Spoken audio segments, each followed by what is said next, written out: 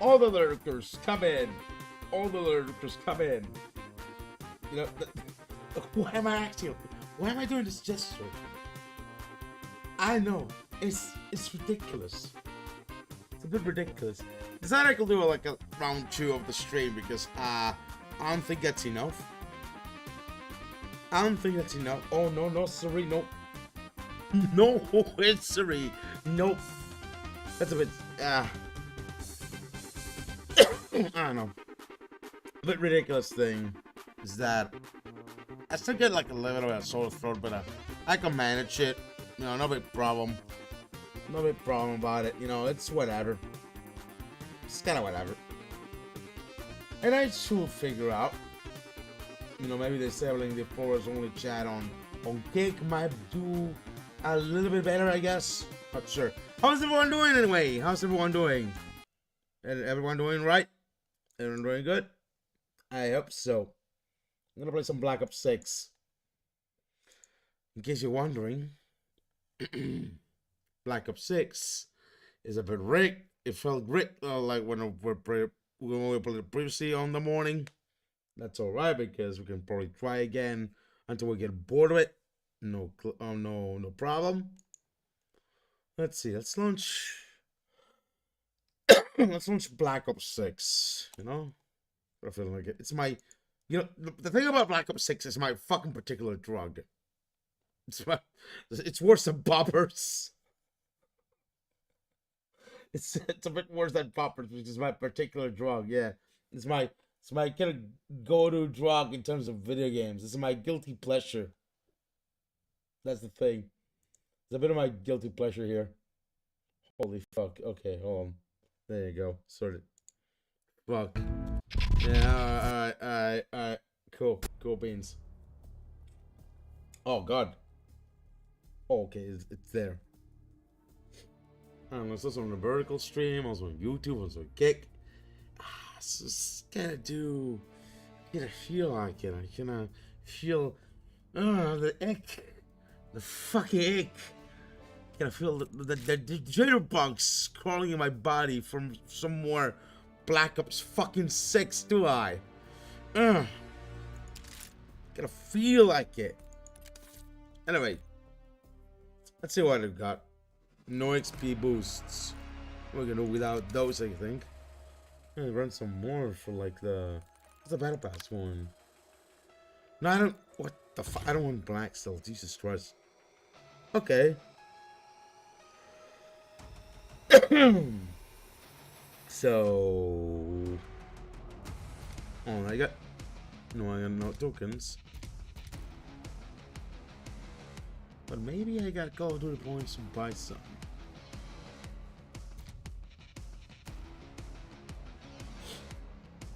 I'll do a quick check. I think. Let's see. 400 Call of Duty tokens. I took 150. Yeah. There you have it. Let's buy some tokens. Yeah. Okay, buy more tokens. Another one. And another one. There. Remember we call. What was new weapon? Sorted. Damn. Alright, so perfect. Page 4. I don't want to double the. Wait, can I claim this one? What did tokens does this cost? I don't know how many tokens does this cost. Hold on. Okay, not just one. Double weapon XP. There you go. Cool, I guess. Why could I have claimed the Call of Duty points? Fuck! Ah! Okay, double weapon XP for 30 minutes. There we go. There we go. Sorted. Nuketown holiday. I'm still feeling like a holiday Nuketown. Man, I don't know. This game is like ludopathy here. It's like gambling addiction, not recommended to play. That's a shit. I don't know. At least I unlocked the digital camo there. I don't know how much do I need to unlock the so-called dark matter camo. No idea. Let's see. It's gonna be a whole grind. How the fuck do we remain still at 3 viewers most of the time? I don't know. It's a bit silly.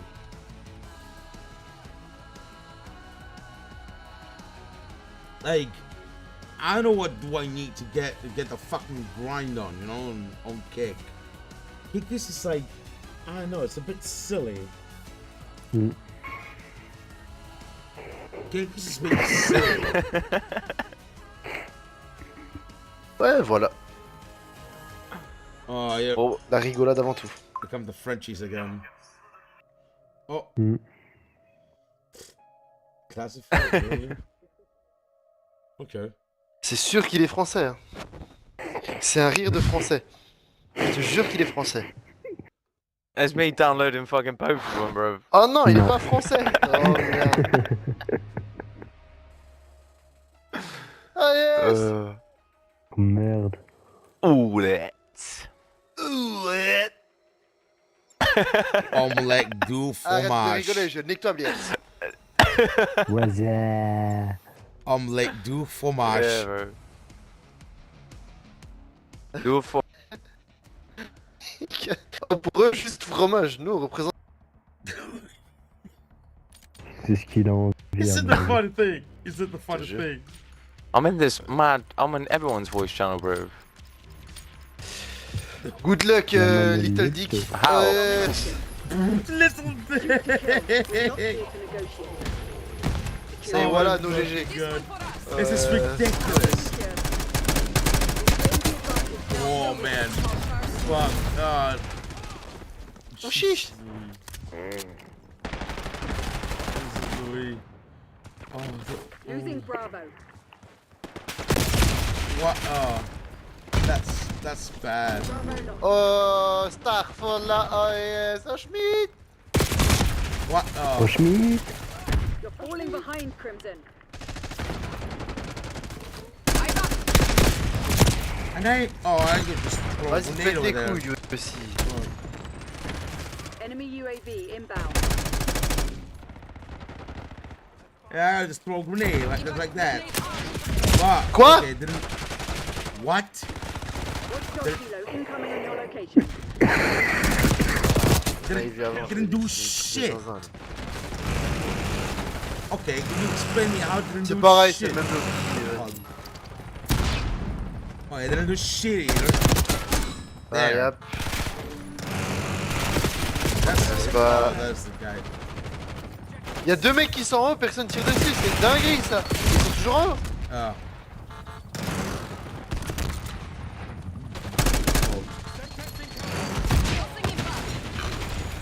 Allez hop, salut.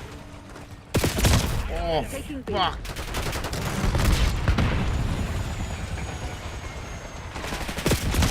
Oh. Yeah, I don't know what happened. Man. 15 EKIA.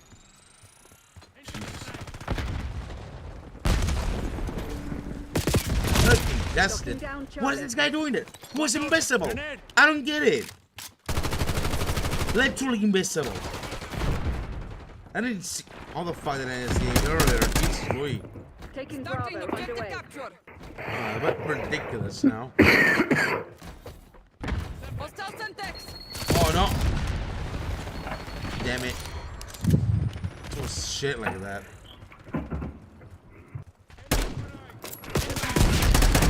Oh, I got one, I think. Taking B. Incoming Sentex! How the fuck? Okay. Enemy locked down. Okay. Alright. Oh, fuck's sake. Losing B.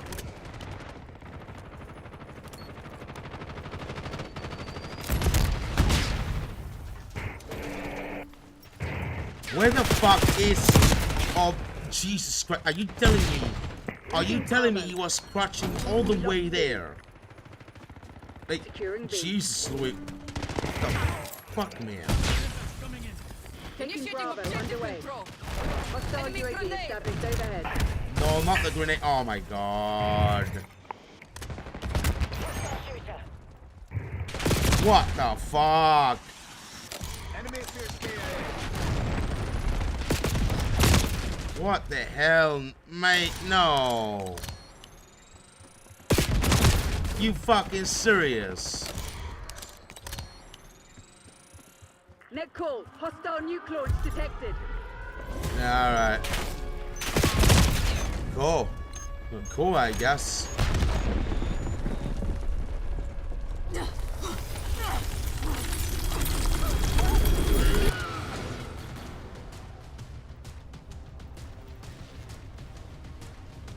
Eh? I know.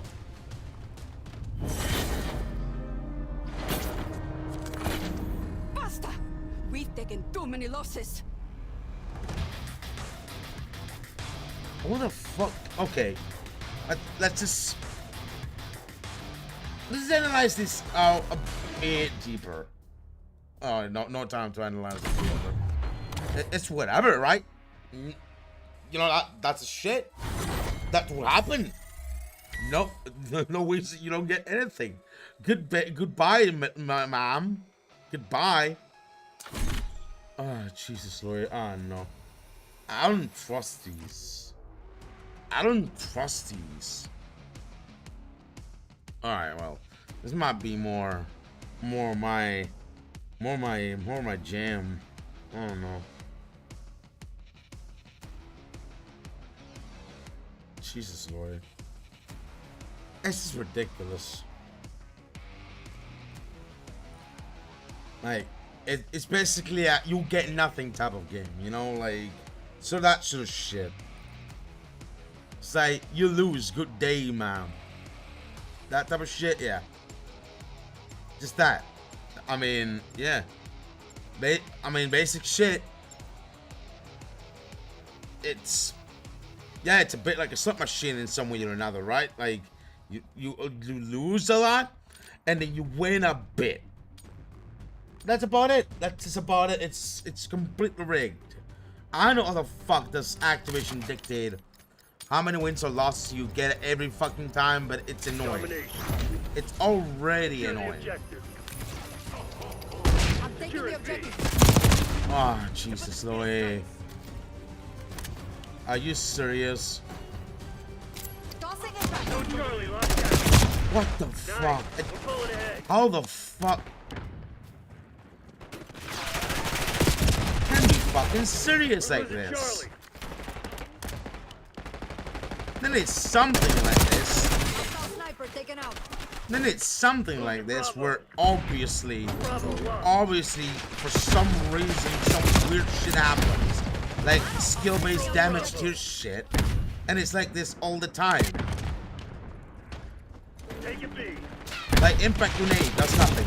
The impact grenade just hit him and he did nothing. Like basically no damage. Is it a joke? Jesus Christ. Losing A.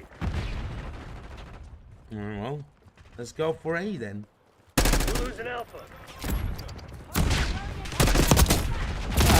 I'm getting back for how the fucking impact grenade did no damage at all. It's kind of fucking ridiculous at this point. Alright, yeah. I don't understand it. Came like, I know, several times in the body, nothing. Taking Bravo underway. Yes, lost lead. I'm sorry this sounds like too much complaining, but it's because this fucking game is a stock shit. Losing B. Recalculated fucking dog shit. It feels Taking fake. control. It feels inauthentic, you know? Like, it's not fun.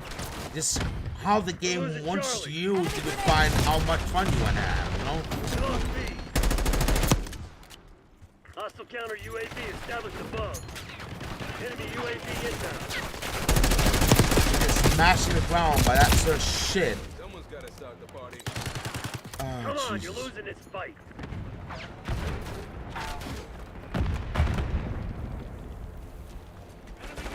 Alright, get back. How did that not do anything? Headshot, okay. I fucking finally did something. Jesus, these are the worst game modes to experience this sort of shit. These are the worst. By far. Yeah, there you go. Arming spring mine. Ah, no. Alright, hold on. How the fuck? Alright, hold on. Yeah, no, that's like literal 2 bullets. It's like nothing.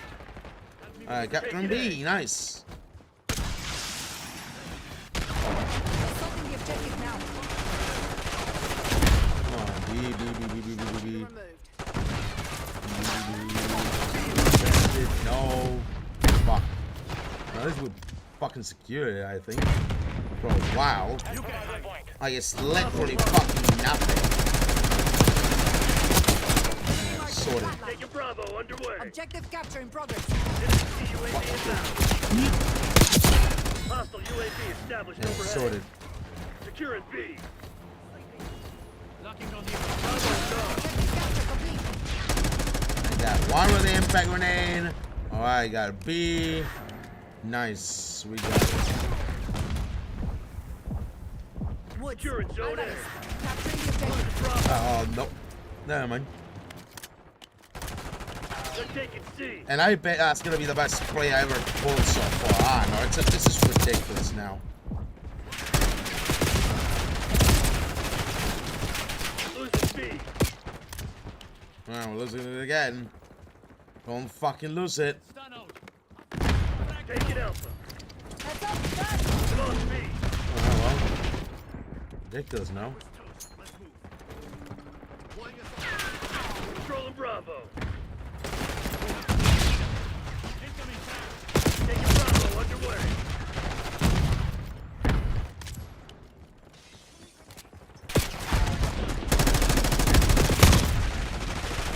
I shoot him in the damn head like several times. That doesn't make any fucking sense. God damn it. Controlling Bravo.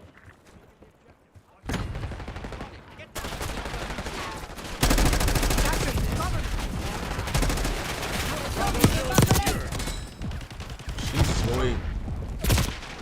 Where the fuck are they? No, seriously, what? Oh, that's not really there. Yeah. Go. Losing Bravo. Fuck this. Oh.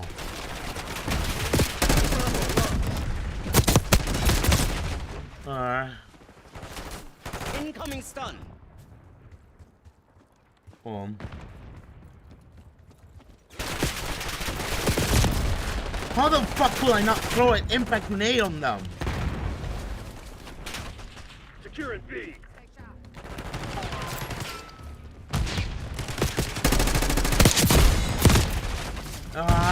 Like, dude, how much?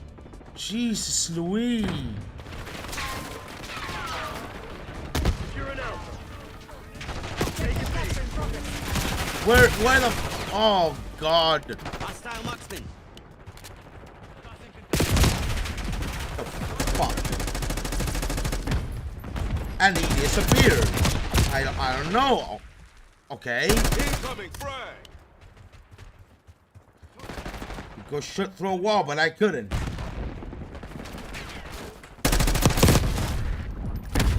Jesus Louise. I'll safely on the objective. Enemy. What the fuck?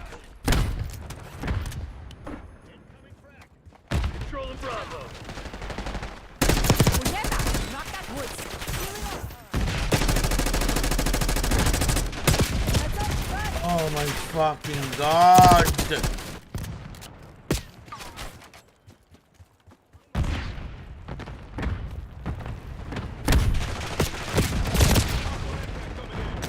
I don't know why the fuck.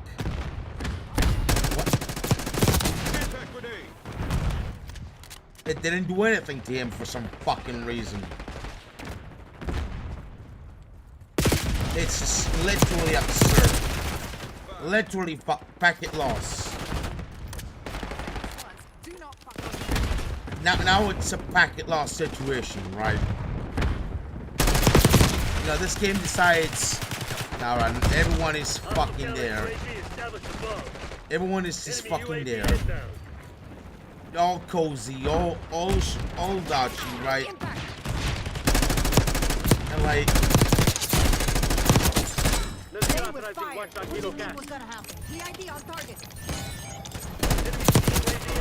Assaulting the objective now. Boom. fuck the hell. We're losing Charlie. Freak. UAV. Requesting recon above. UAV in the turret. We have eyes on. Oh, UAV. Ah, damn.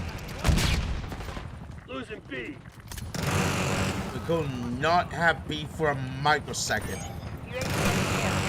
Focus on this. There.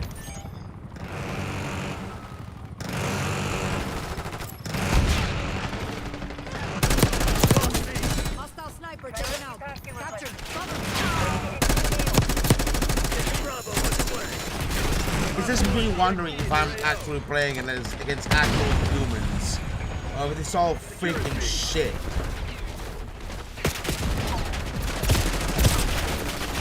Yeah. Taking Bravo underway. Alright, we got Bravo, I think. On. One. Oh, jeez. I killed one with a grenade there. Finally! Impact grenade kill! Fucking finally. Oh, fucking hell. Enemy RCXD detected. Bravo Oh, lost. listen. Focus on Bravo. Going to squeak capture A or something, right? No.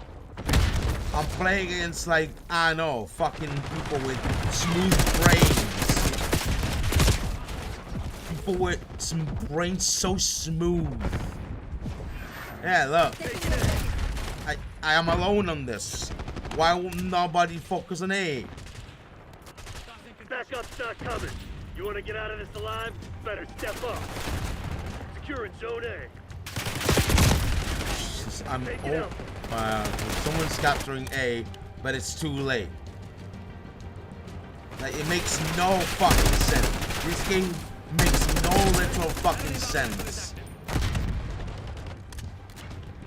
Yeah, look. Damn it, they must have hacked our comms. Go dark. We'll pick you up TACOM, this later. mission's a bust. We need exfil. Oh.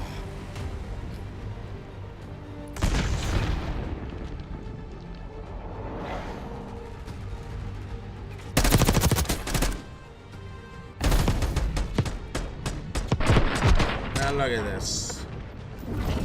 Ah, no. That can be good. That can be good. I don't know. Jesus Louis. Nothing makes sense to this goddamn fucking Forsaken game.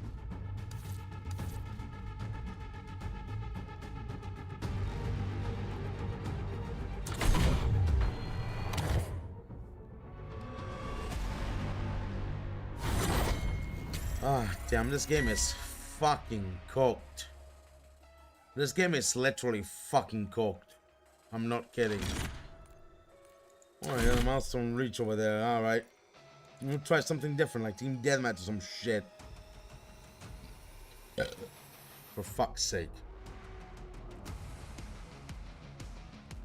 Now it's the time for packet losses. And lots of defeats and lots of shit. And fucking EOMM little shit, you know? Fucking chew boxes shit, you know? That's what I mean.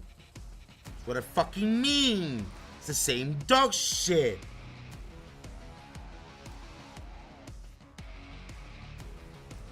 Why the fuck will this convince me to keep playing this fucking game?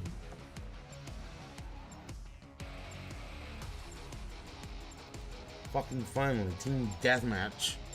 Instead of that fucking garbage domination game mode, which nobody seems to know how to fucking play properly. For some fucking reason. At least something I can probably relate to and fare better into. Jesus Louis.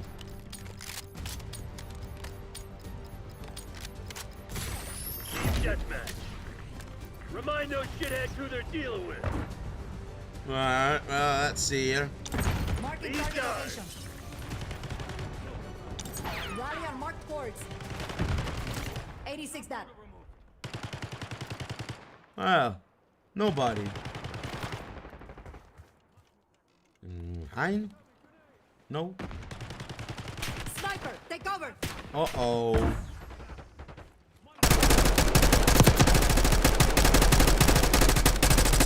I don't know, I was hoping to go hit him. Yum. Oh, hold on a second. There's no one there. Oh, let me drop down for once. Fuck hell.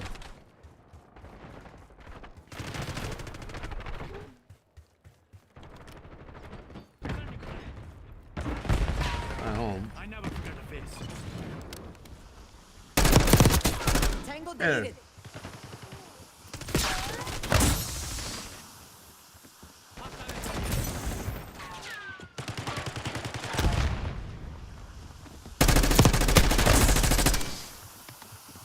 Heads up, Molotov inbound.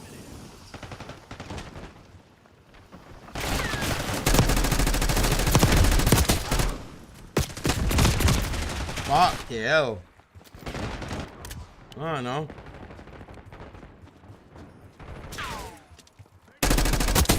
Just one.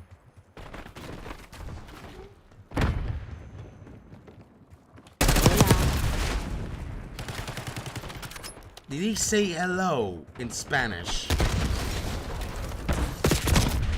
Ah, Jesus. Grenade out.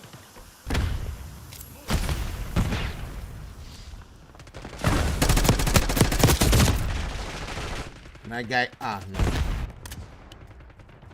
Bit silly. Uh-oh. Uh-oh, here we go again.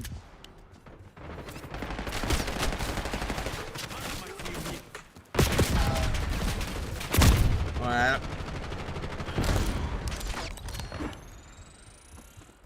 Come on, mate.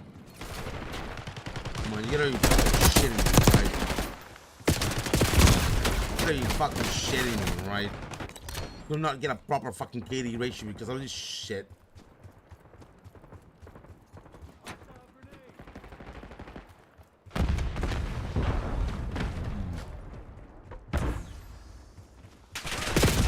Oh, that's everyone is in there, of course. Everyone is in there. And figured that one out for myself. Jesus Louise.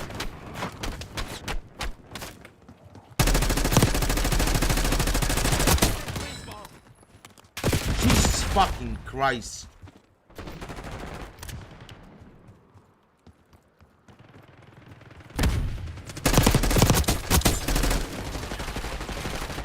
Go.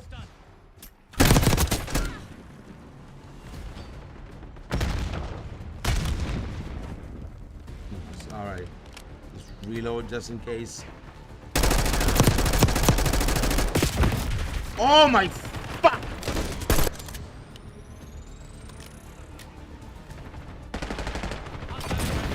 Puñeta! Knock that shit off!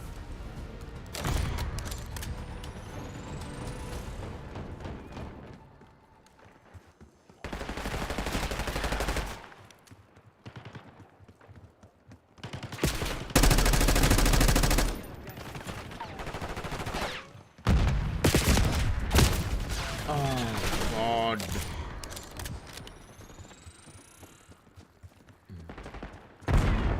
Enemy 12 o'clock.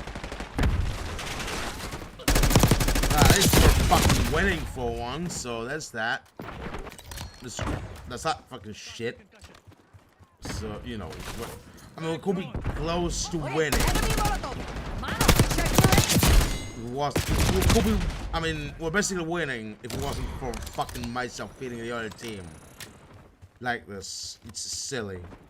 Why can't I just get a decent KD ratio or something? Like, a good KD ratio. Wouldn't that to be too much to ask? Enemy down. There. Sorted. Cool beans. Uh-oh. Fuck it. Hostile UAV established overhead.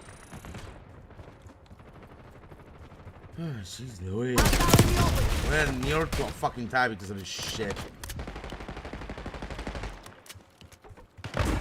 Literally ridiculous. Vamos! Go time!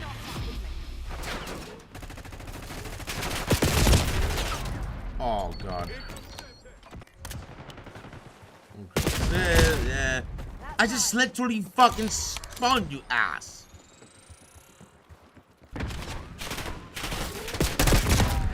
Am I like, I don't know, am I like playing against real humans or am I playing against fucking bots?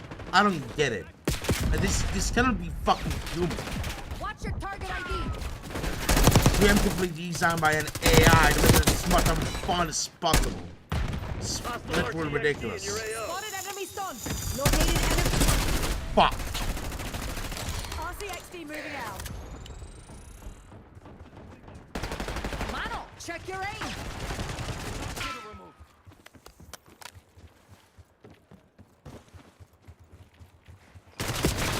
Shit ain't working. We've lost the advantage. Incoming grenade!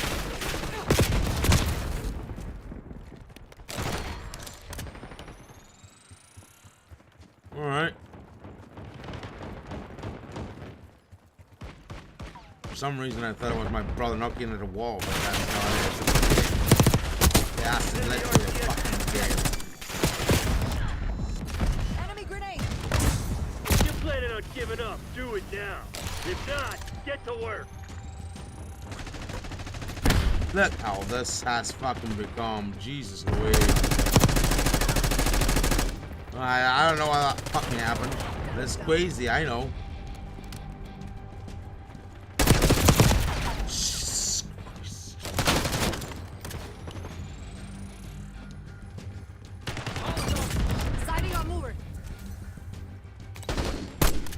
incredible. Literally fucking incredible. No. RTB, Black Ops. We need to have a fucking Me cago en tu conversation. madre. I've seen more fight in the Coast Guard. See you in Hogwash.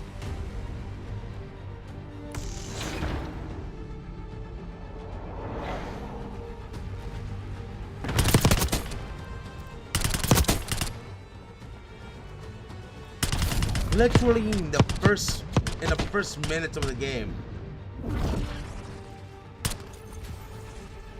I know. Am I playing against real humans or am I playing against shit? Am I playing against fake shit? No clue. You believe this shit? Now it's like a 3-loss streak, and I cannot fucking take it. No way. This is gonna be fake as shit. It's gonna be some fake shit. It's gonna be some real fake shit. I don't get it. It's gonna be real fake shit. Because I can imagine how the fuck am I getting like a loss streak like this after so much. I don't know, maybe I need to buy another fucking bundle or something. I have no clue. Maybe that's the thing. Maybe I need to put some more money into activation in order to get rid of this actual fucking loss streak. I have no clue. That's a shit, really. I don't get this game. KD ratio, at least we got some wins earlier this morning or something like that. Now this happens. And out of blue. Because the game decided, oh, you're gonna have a loss streak for 3 fucking times already. You're gonna have like a bad fucking time today, right? You're gonna have a real fucking hard today, ma'am. That's what you're gonna have, right? Am I gonna be able to take that shit? No. No way. I'd rather play fucking Warzone than this shit. Jesus fucking Christ. The same fucking crap. It all goes back down here. I don't know. Guess I'll be right back in 5 minutes for a break. I'm gonna fucking chill. I'll be right back in 5 minutes.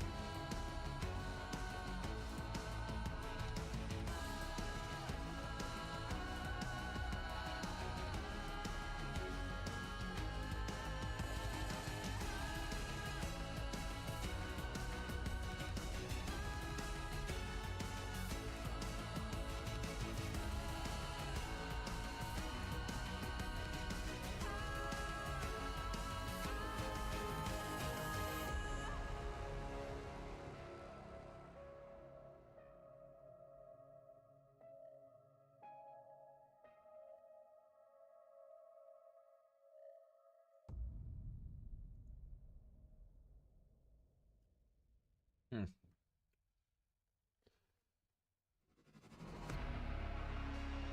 Huh.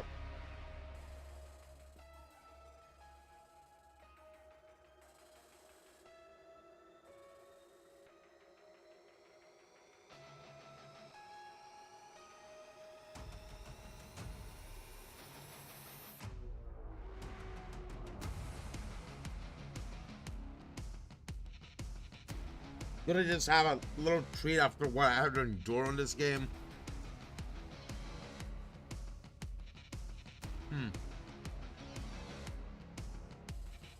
Yeah, I thought so.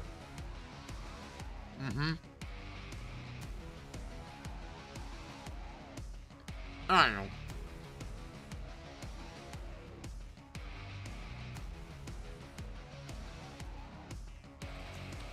I feel sick of this fucking game. I'm sick of this fucking game.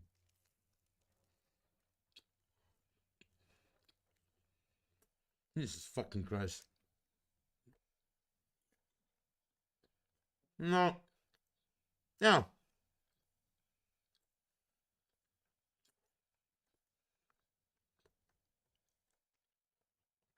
I could play something else. Otherwise, I don't take that might honestly kick me off for a little bit. Let's see.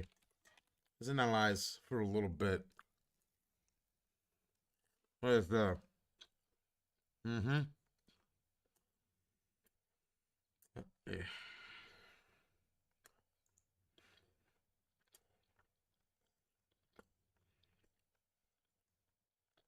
Hey, look, mate. Black Ops 6 is like not even that on top. And that doesn't get me much.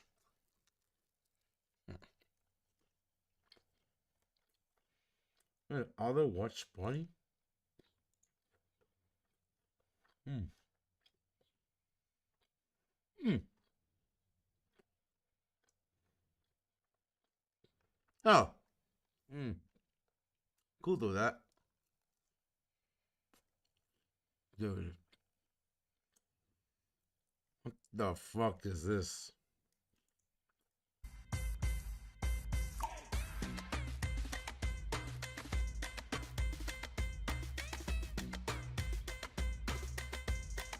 I'm not gonna put it on stream because it's obviously it could be porn or some shit like that. But Jesus Christ.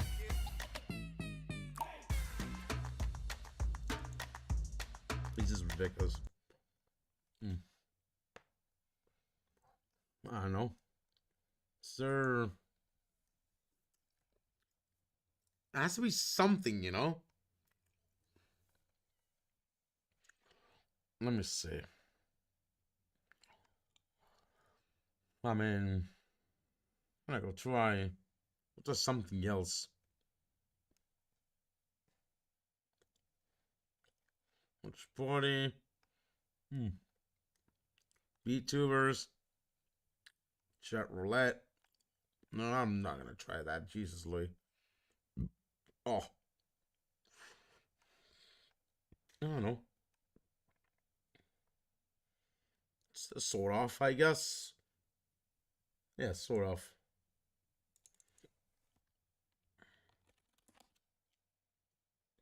Yeah. I'm gonna watch some fucking videos or something like that. I don't know. Whatever. I'm not.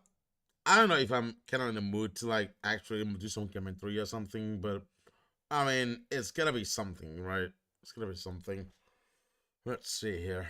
Jesus, Louis. I don't know. Probably.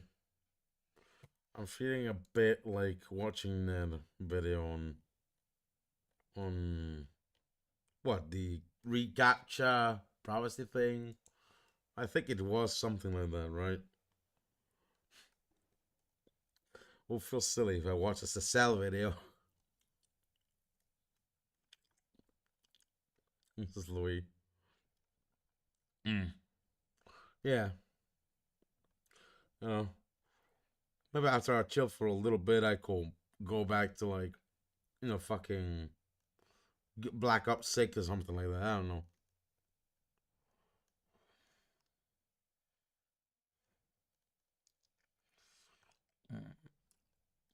Let's see.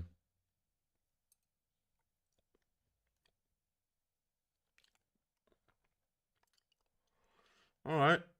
Oh, I do think we could possibly. I think we could possibly honestly watch that Cecile question video or something. No, no, come on, man. No. Nobody will understand Spanish like me. No, no way. Let's see, what else is there?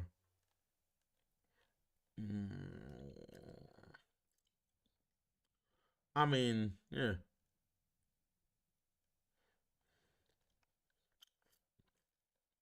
It's a bit of entertainment part, I guess. So I could basically do something like you know, something like this. That was the Pillar of Garbage video about AI. Fuck, that's so sad. Oh god. Oh, you know, more Milsim games. There, sorted. And just stop. Okay. Screen capture. Choose that. Okay. There you have it.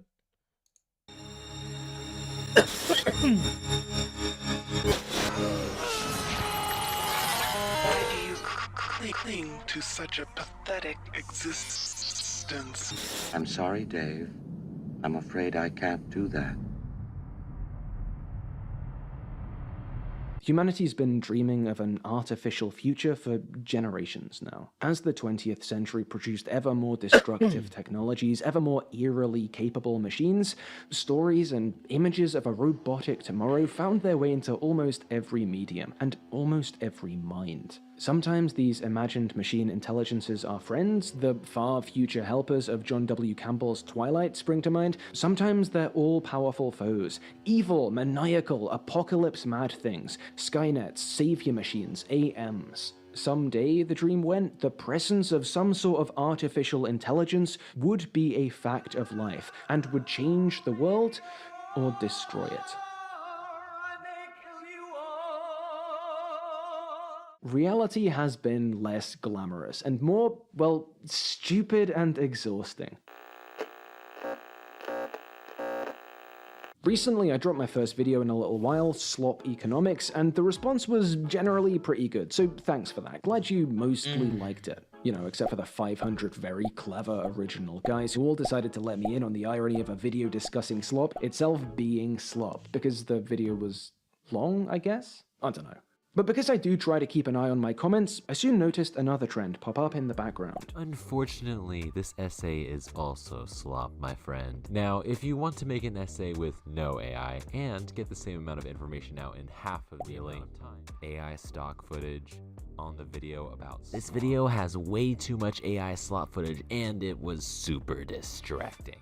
The idea that I'd put AI in the slop video caught me off guard. To start with, I thought maybe they were spotting the low-quality spoof shots from the community recycled filmmaking episode I'd included to refer to generic science fiction, but then I got one that was nice enough to include a timestamp. And if you jump to this timestamp and you look, you'll see the background image I used to introduce the perverse incentive idea is kind of freaky. Coins have bizarre, illegible symbols on, look melt.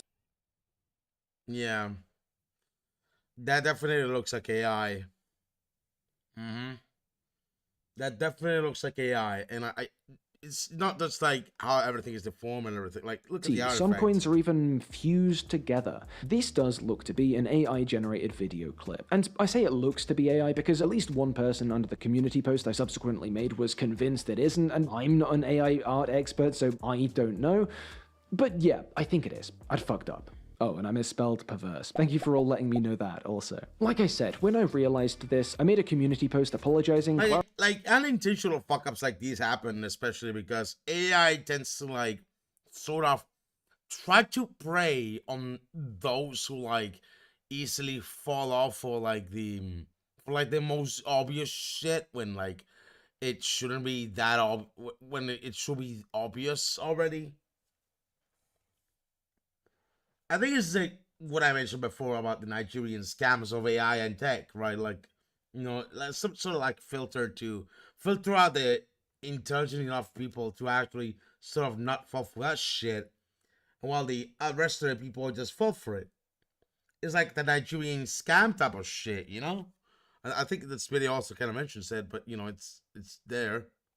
Clarifying that I'll try to do better in the future and that it wasn't intentional, because obviously it wasn't. And before we get to the rest of this video, I want to take a minute here to talk about how I think this slipped through. When I need to get a bit of stock footage to communicate an idea or fill a visual gap in a video, I head over to Storyblocks. This video is not sponsored by them, by the way, and that'll probably soon become clear. They're just the provider I use and pay for. My license costs 350 quid a year. That's like 440 bucks for you Yanks, but yeah, Storyblocks. It's true that there are some free stock providers out there, but the reason I and many others in this general line of work pay for a service like Storyblocks is partly that paid stuff tends to be a little higher quality, and partly the idea that you don't have to worry about copyright issues down the line. It's a business, and not a super cheap one either. They're not going to accept stuff that they don't have the rights to license. You'd think anyway. And when I get to Storyblocks, this is the interface. I type in coins, I see a wall of videos, I pick the one that best suits my purposes, and then I drag the file into my video editor. And as the editors among you know, the main way you Bro. Yeah, I mean, I feel that. When you have like, I don't know, either you're too tired editing or like too old to like wary to notice, like that sort of shit. Like it's glaring, like it's especially because like the thumbnails of those videos are like very small in comparison, so it's harder to notice the particular details of a typical AI generated video. And that's the trick, that they sort of pull off that trick so you don't notice. View a work in progress video is through a screen like this. It's a dinky little thing, generally up in the corner, generally small enough that if you want to see details, you're better off checking the source footage somehow. But that's only yeah, like it's too small to notice. That's a problem. That's just a problem here. Like the thumbnail, especially on Storyblocks, if you look at here, like, I mean, just let me just show it off. You'd think anyway. And when I get to Storyblocks, this is the interface. I type in coins, I see a wall of videos, I pick... Look how small it is. Look how fucking small it is in comparison. Right? Jesus. And that's a way they can trick you into this sort of shit, Like, I mean, one could say, oh, you go look at a tax or something like that, No, like, there's no tax in here. Just search coins. No, there's like little to no disclaimer here, I think. The one that best suits my... Yeah. There's no best little tags here that indicate it's AI generated. What the hell is this fucking shit? Purposes, and then I drag the file into my video editor. And as the editors among you know, the main way you preview a work in progress video is through a screen like this. It's a dinky little thing, generally up in the corner, generally small enough that if you want to see details, you're better off checking the source footage somehow. But that's only half of it, because I did check the video afterwards. I sit through the whole thing multiple times across the course of filling out additional subtitles, checking where info cards and ad spots are best to go, that sort of thing. And on this occasion, I did end up re-rendering the video a few times to correct minor slip-ups. I do try to be thorough. So how didn't I spot the molten nonsense coins so obvious to the viewer? Well, brains are funny, eyes too. What we see depends a great deal on what we expect to see. The first time I saw this footage in miniature, I was expecting to see real footage of a pile of coins. That's what I'd searched for. And so that's how my brain translated that miniature footage. Every time I got to that point in the video, I was expecting to see that real footage. So that's what I saw. I didn't see the mega coin for the same reason I didn't see that spelling mistake time and time again, and for the same reason none of us saw the basketball gorilla. You guys, on the other hand, on getting to the 1 minute 1 second mark. Now, is this supposed to be like a psyop or something to like sort of slip by AI generated videos into shit? It should be clearly obvious already. Mark had no idea what I was going to show, or even what my next sentence would be, so it hit your senses fresh. Your eyes and brain deciphered this new visual based on what was there in front of you, not based on any prior expectations. So you saw what was there. AI muck. So I messed up. I should have noticed. And I'm not trying to excuse that, but the reason I didn't, the reason I put that muck into my video, the reason I may well have unknowingly used AI stock footage previously was because of my expectation that this paid stock footage platform didn't include AI footage. And I'm not saying this to try and exonerate me, just to get to a question that I think is more interesting than how far I messed up, whether or not I need to get the ukulele out. That being, was my expectation mistaken? At first, it seemed so. I went to Storyblocks after this happened to try and figure out if I'd been wrong. I had a vague sense somewhere in the back of my mind that I'd had that assumption for a reason, but the more I looked, the less confident I felt. Googling the issue brings up a whole spate of Storyblocks blog posts about embracing AI to level up your video editing journey or whatever, and you also get a collection of footage on the site calling on the user to step into the future with their AI stock video collection. There's nothing... Ooh.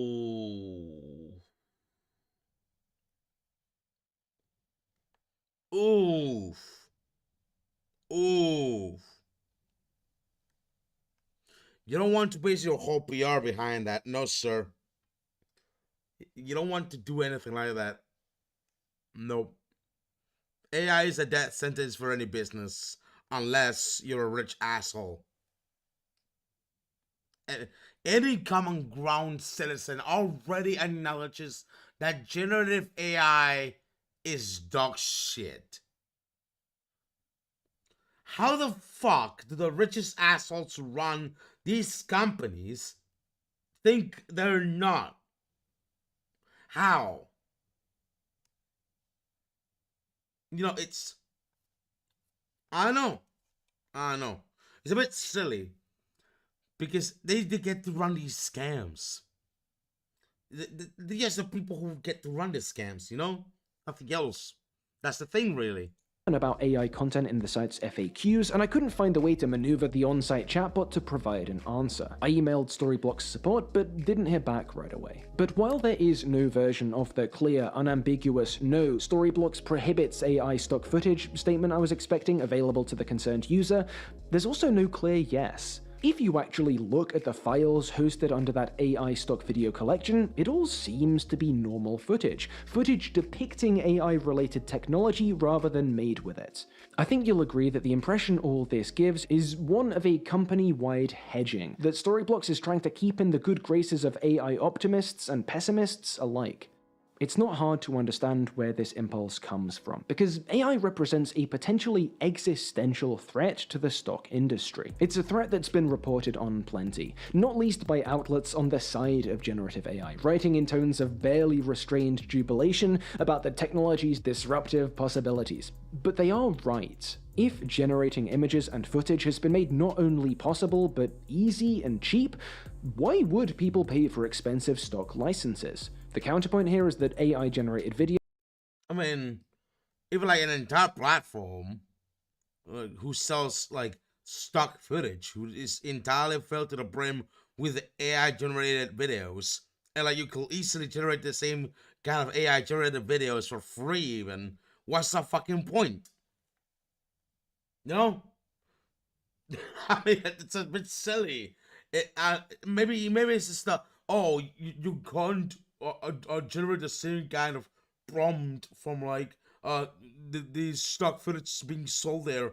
They got more expertise in stock shit. Like, it doesn't matter what kind of prompt you use or whatever, it's stock shit, okay? You can make it for free. What's the point of buying off a stock footage service if all they sell is AI generated stuff that you can make equally for free? You know, whether you use a prompt or another, you know? That's a problem here. Videos, even AI-generated images, still rarely look great, and maybe never will. But many stock use cases don't need... Would people pay for expensive stock licenses? The counterpoint here is that AI-generated videos, even AI-generated images... Oh my god, fall. Oh, Jesus Lord, what the hell is this? You know, this is a bit silly. I got a coworker who likes cats and will easily be fooled by... Not be fooled by its image, but like, we'll think it's cute in some way or another to see a cat like this. Even though it's obviously fake and it's like an obvious AI generated image. It's like the whole point of this is to generate slop. Just to generate basic ass slop. Still rarely look Fuck hell, what the hell is this? Fail. Oh yeah. Look at this. It's slop. It's designed to make slop. Consume product shit. You know, consume. Nom nom nom nom nom. It's like a Big Mac. It's just like a Whopper or a Big Mac. It's just consumer material product instead of like artistic expression. It means nothing. It's void of meaning. great, and maybe never will. But many stock use cases don't need perfect visuals, likely enough use cases to meaningfully impact the market. Either way, there's a sense of fragility here, and many players in or around the stock industry have responded by surrendering to the current.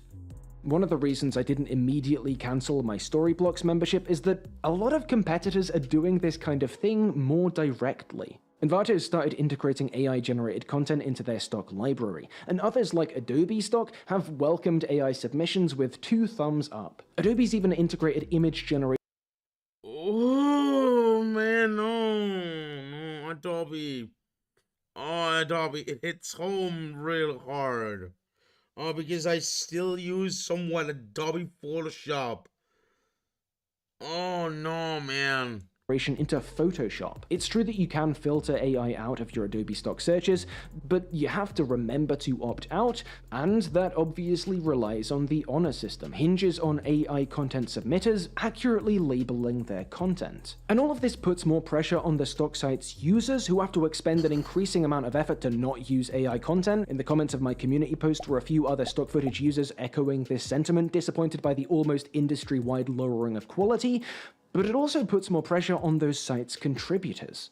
I can't show you an Adobe or Envato press release backing up this side of things, but more anecdotally, looking at comments and threads across the net, it's easy to come across accounts of photographers being made to wait way longer for content verification, or even of them having real pictures rejected because shoddy moderation filters flagged them as AI. Throughout this industry then, platforms, customers, and contributors alike are feeling the strain of the AI disruption, with almost uniformly negative results. And then Storyblocks got back to me.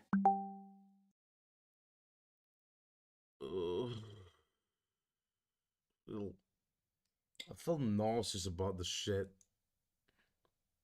Hey there! Thanks for contacting Storyblocks. I'm sorry to share that we do not accept AI-generated content from contributors. Per our contributor agreement, contributors must be the exclusive owner of their content or have all the necessary rights. Have a great day. No, they seemingly don't like to advertise the fact. After this, I did find a disclosure of this buried in one of the site's blog posts too, but Storyblocks doesn't accept AI content. In theory, obviously. Clearly they do and have. But per their next reply, these are apparently cases slipping under the radar that the platform is actively trying to weed out. I'm not exactly sure of the process as I'm not on the content team, however I've been told that we're actually in the process of manually removing AI-generated content that has happened to slip through.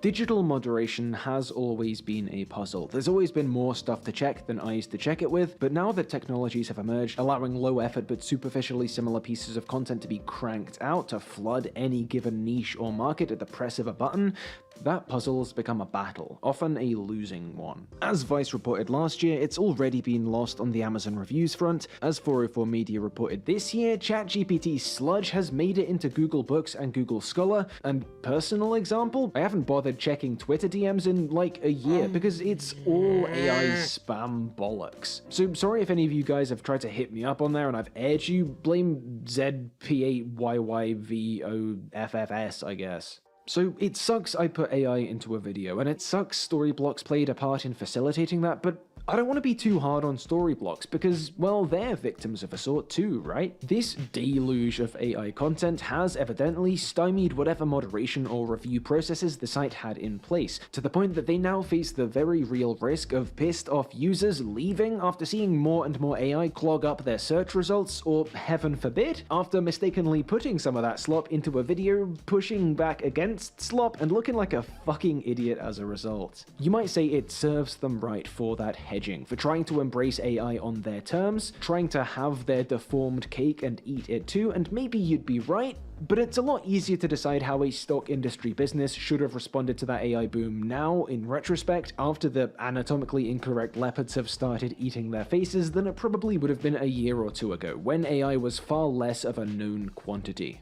And really, even bearing in mind their inability to properly enforce their content ban, they are doing more against AI stock footage than many of their competitors in the industry. This is way bigger than Storyblocks. As was eventually pointed out by another commenter, a Cobra PNG I'd got from another website and also used in the slop video was AI too, was fraudulently licensed despite that, and also tricked yours truly. It's everywhere. No source of online art or footage, free or paid, can be assumed to be free of the taint. And I'm not the only one saying so. While I was putting this video together, I was able to speak with an animation industry professional who confirmed that beyond YouTube, beyond the stock industry, the wild proliferation of generated images has become a real problem. Free image sharing sites like Pinterest, for instance, historically provided an invaluable resource of artistic reference material, a utility that's falling away as that site is over— Yeah, I don't like Pinterest that much. I don't usually use it as reference material shit. But I don't know, it's a bit silly. Taken by AI facsimiles. As my source pointed out, checking for or correcting hallucinations is only possible if you're familiar with the subject matter. Most of us know how many fingers humans typically have, but do you know how many petals a jasmine flower is supposed to have? The shape of a chrysanthemum petal? Vimeo is another platform that once fulfilled an important role in reliable digital content sharing, a role that's fading away as the site makes overture after overture toward embracing AI. And, well, speaking of non-stock video sharing platforms, that is not gonna resurrect Vimeo in any way or form. No. I mean, this is why YouTube is a thing still. It's not just Vimeo, is it? Now, the presence of AI shorts or robot voice movie recaps on this platform isn't exactly breaking news, but as I was editing this video, YouTuber Blooms dropped an expose revealing a number of other channels in the animation space as low-effort content farms built on generative AI. Definitely worth a watch if you've not caught that already. So the idea of an internet-wide generative AI deluge is not a hypothetical future problem, a grey goo worst case of what might happen if the technology advances far enough. No. AI-generated content pieces are already the digital equivalent of testicular microplastics. They're fucking everywhere and you can't opt out. You have to adapt to the new reality, be vigilant, actively filter, in the way that I haven't been doing. Neither do I. You know why? Like, I still have stuff on Twitter like art and shit, and it's unavoidable that everywhere I go, like, no matter if it's Blue Sky even, it's gonna be scraped by AI. Like, a recent case, there was an AI scraping in the entirety of Blue Sky, and like, it's unavoidable that way. At this point, it's like fucking. It's like fucking microplastics, you know, in your fucking girl balls. It's just like that. Fucking, they're everywhere. You cannot get rid of them, and you're doomed to contain them for the rest of your fucking life. That's a shit. Like, Jesus fucking Christ. Storyblocks is not the villain of our story then. So who is? Well, this is a video essay from a left-wing channel, so say it with me, everyone. Capitalism. Okay, no, that's a cop-out. It's true, but it's a cop-out. Let's get a little more specific. To the layman's perspective, generative AI sort of came out of nowhere. About 2 years ago, DALL-E, a model producing relatively primitive images, hit the public. To most people, it was a random, fun novelty you'd mess around with for an evening, generate some fake movie posters, album covers, have a laugh with, and then forget. Suddenly, the technology leapt forward and ChatGPT appeared, similarly out of nowhere. ChatGPT was moderately proficient at producing functional code, passable at producing basic summaries, able to yap well enough to give you a shot at a C on your school project. Not unreasonably, this impressed, as did the higher quality imaging models that followed. And why wouldn't it? The technology came out of nowhere and was doing this. Just imagine what would be possible down the road with more funding, more infrastructure, and so on. But of course, generative AI didn't come out of nowhere. Big tech had been putting money into these companies for years at this point. People like Peter Thiel and Elon Musk were involved with DALL-E and ChatGPT originators OpenAI from day. Yeah, look at that. The Ghislaine Maxwell photo. Were involved with Oh shit. The Ghislaine Maxwell photo. Classy. Love it. DALL-E and ChatGPT originators OpenAI from day one. Alongside others such as Amazon, they started the company off with $1 billion of investor backing. Microsoft, seeing potential in the technology, became OpenAI's main. Do you think any of these billionaires or whatever they might be, like these companies, have like some insider info on like the AI thing? Do they have like insider trading kind of shit? Wouldn't that be dodgy? I heard of a case where there was like a bit of insider trading somewhere, and they ended up with a big lawsuit, like a big FBI investigation and shit. You know, doesn't that sound like they got like some insider trading type of shit? Bit silly, bit silly, bit silly.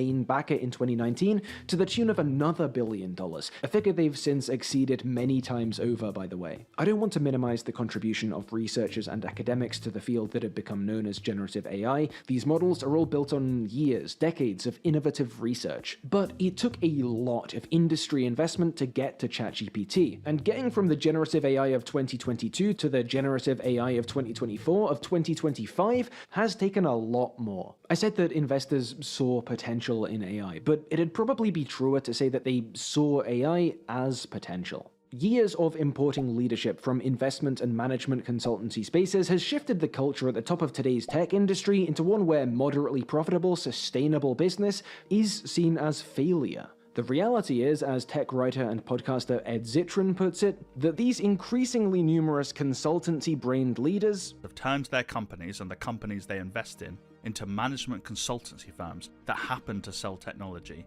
If it's the most evil people on the fucking planet, and if you think that's a problem, I'm sorry, don't call it a fucking priest.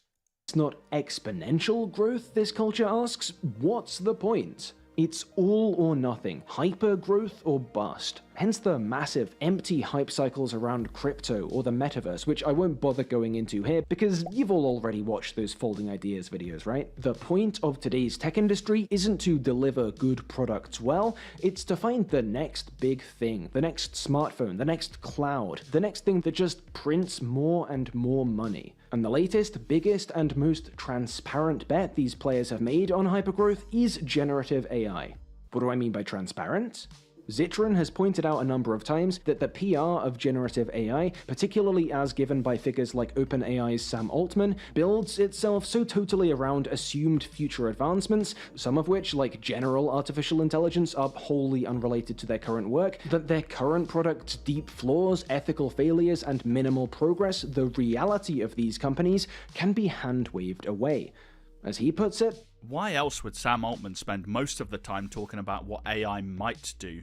Companies that build useful things that people need don't need to talk about what they'll build in the future. The point is, that thing Altman and friends have been selling so successfully for the past few years is not a thing. It's an idea. The idea of being at the bottom of the disruption parabola. The product is always coming. If the ChatGPTs, the DALL-Es, the Soras aren't the product, are just those first few jittery steps toward the product, the real leap forward, the one that's always a couple of years, a few more rounds of funding away, then it doesn't matter that you're tens of billions in the hole, because when the real breakthrough starts, when revelation comes, the returns will be so ludicrously, unthinkably big that even those tens of billions of dollars will be chump change in retrospect. It's the Silicon Valley MOAS, a bubble of bewildering proportions built on carefully manufactured hype and the need to always be making even more money. Big tech's initial funding of and subsequent propping up of horribly unsustainable money-guzzling business models with their Scrooge McDuck financial reservoirs, their act of legitimizing the rampant plagiarism these models always needed, more on that soon,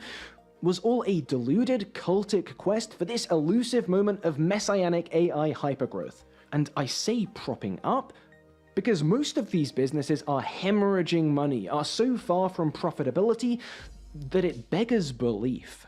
About 2 months ago, OpenAI made history by raising the largest round of funding ever. As always, the money came from tech houses like Nvidia and Microsoft, as well as huge investment venture capital firms like SoftBank and Thrive Capital. This is after 2 previous funding rounds this year, and 2 more huge cash injections the year before, one of which was another $10 billion from Microsoft. And this keeps happening because... My brother in Christ. Altman, please. At what point do the investors start to think that the money they're pouring in from Microsoft and shit, it starts to be worthless?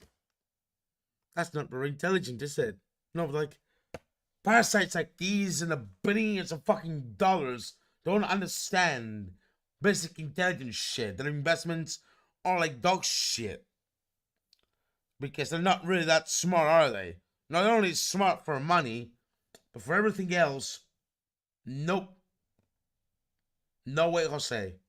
Because OpenAI are burning cash, despite their advancements, despite those new models, despite all this AI hype peaking, and despite having their running costs heavily subsidized by all their big tech partners, they're set to lose $5 billion this year alone. So not only did they have to raise a shit ton of money again this year to keep afloat, they'll likely have to do the same next year too. And that's not my opinion, it's theirs. That is an admission from OpenAI. It's fine though, because they project they'll be making $100 billion a year in 5 years' time.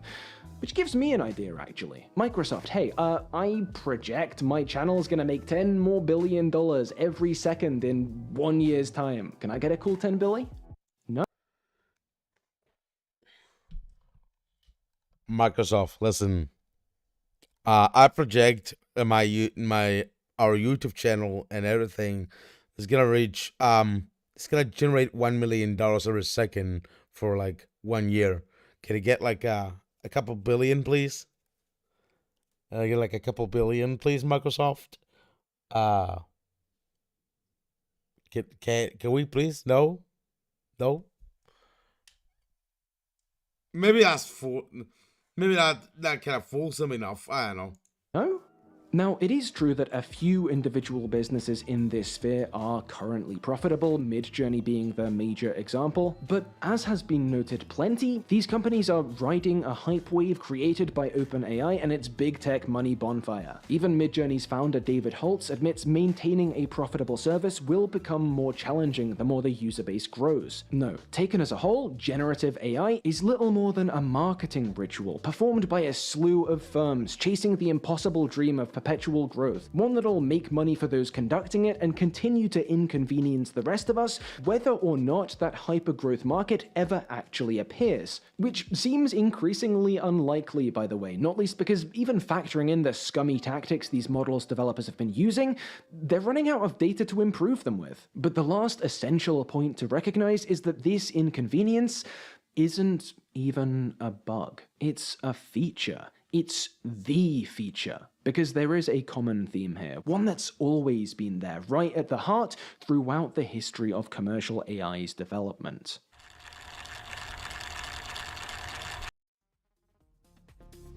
Oh, Jesus. No, no! Oh. Jesus, Louis. There. Sorry. Years since the heyday of European imperialism, a number of historians and economists like Kenneth Boulding and Patrick K. O'Brien have argued some variation of the point that empire was always financially irrational because it tended to cost more than it made. It's an interesting point, one that does seem to be borne out by a lot of the evidence, but there are two essential counterpoints. The first was given by figures such as Edward Said, for whom ascribing a sense of perfect economic rationality to the often irrational empire builders of the past is to miss out entirely the cultural impetus behind much imperialism. As he writes, "Profit and hope of further profit were obviously tremendously important, but there is more than that to imperialism and colonialism. Second, while empire may have been a net loss for some colonizers, as American writer and historian Michael Parenti famously observed, money spent and money returned weren't necessarily all that linked. Discussing the claim that US investment in the Philippines was costing more in foreign aid, $6 billion, than the $3 billion it was worth, Parenti rejects the notion that this setup was not profitable. It's very profitable because the people who have the $3 billion investment aren't the same ones as the people who pay the $6 billion. And so it was with the British Empire in India. It was the Brits, the ordinary working people, who paid for the cost of empire, while it was the Bank of England and the East India Trading Company that got the cream. It's always in the worker class. So the worker class still gotta pay it up as usual. There you go. I mean, could be as simple as capitalism, which I know it's a cop-out, but still. A major function of empire, then, was, and is, the role it plays in laundering class exploitation, in moving costs and profits around within the metropole. What does any of this have to do with big tech or AI? Well, do you remember Amazon's next-gen AI-powered shopping promises? The idea that supermarkets built with cameras and artificial intelligence would track what you put into your basket as you went, removing the need for checkouts and cashiers? Well, it was reported earlier this year that no, they never actually got the tech to work how they wanted it to, and the illusion had been maintained by paying thousands of Indian workers to manually check and correct the camera data. The whole thing was Amazon making a modern-day mechanical Turk, which... That's it, the mechanical Turk. that's the thing, really. Oh my god, what the hell, man? We probably should have guessed, because they also have a service called Mechanical Turk for exactly this type of menial global outsourcing. Feels like there's some sort of irony there, maybe. Generative AI, too, has been built on the back of underpaid workers from the global south. Time reports that OpenAI paid Kenyan workers less than $2 an hour to provide data training ChatGPT to be less toxic. The core principle here of AI as a futuristic concept performing a branding sleight of hand to disguise depressingly mundane acts of labor exploitation extends all over the globe. Because AI as it currently exists does have a use, but that use isn't cutting cost, it's displacing it onto underclasses, workers more widely, and yes, creatives. Flipping back to Mid-Journey, the poster boy... Listen here. I know this is pretty much making it all about myself or something like that, but like, it's an exemplary case of how this system works, right? I work at a company that usually gets, what's it called? Word, they gets usually outsourced by other clients to do their work, right? It's a company that has several companies that one builds electrical pieces or anything, another does services for gas stations or cafes or whatever. And the one I work in is something related to marketing and data entry, or like data post type of shit, right? Which is mostly like marketing, postal services, data entry, data manipulation, yada yada yada, you know. I work there. One of the usual tasks that I get in this company, alongside many of my co-workers there, is like be on the supervision of training AI data, usually regarding anonymization of documents. So like we bring fed up like a bunch of court documents or whatever, and we make sure the AI is trained to detect certain words to be anonymized or whatever, you know. So in some way, for some AI companies out there, the company I work at, you know, the one that hires even disabled people, even especially at subpar wages and whatever, they get to be the mechanical Turk of those AI companies. And that's the thing, really. That's a doozy, isn't it? It all goes back there. Worker exploitation. 24/7. There you go. It's the same shit. The same fucking shit.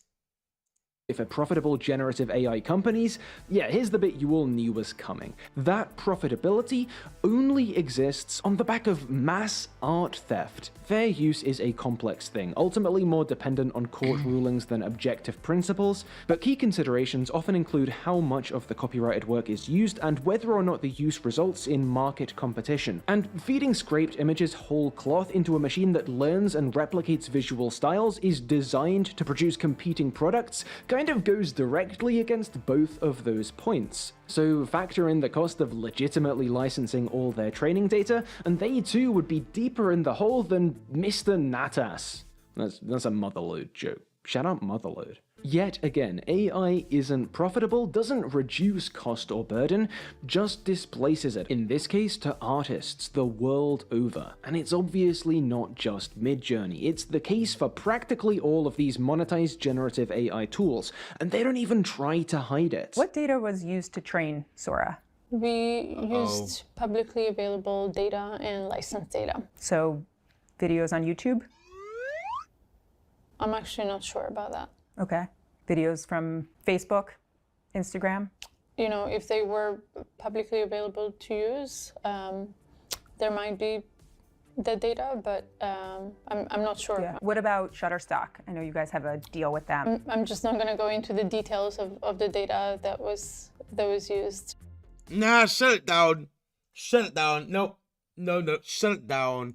Across continents and across markets, generative AI's overarching purpose remains the displacing of cost, the burdening of workers, and the stealing of value. Some of the writers in the audience will no doubt be familiar with the tactic of AI-empowered employers firing off copywriters and translators before hiring staff back to correct the generated text that's replaced them, naturally for a fraction of the pay, despite AI humanization often taking more effort and time than doing the job from scratch. Value produced by these kinds of generative AI tools is always sort of zero-sum.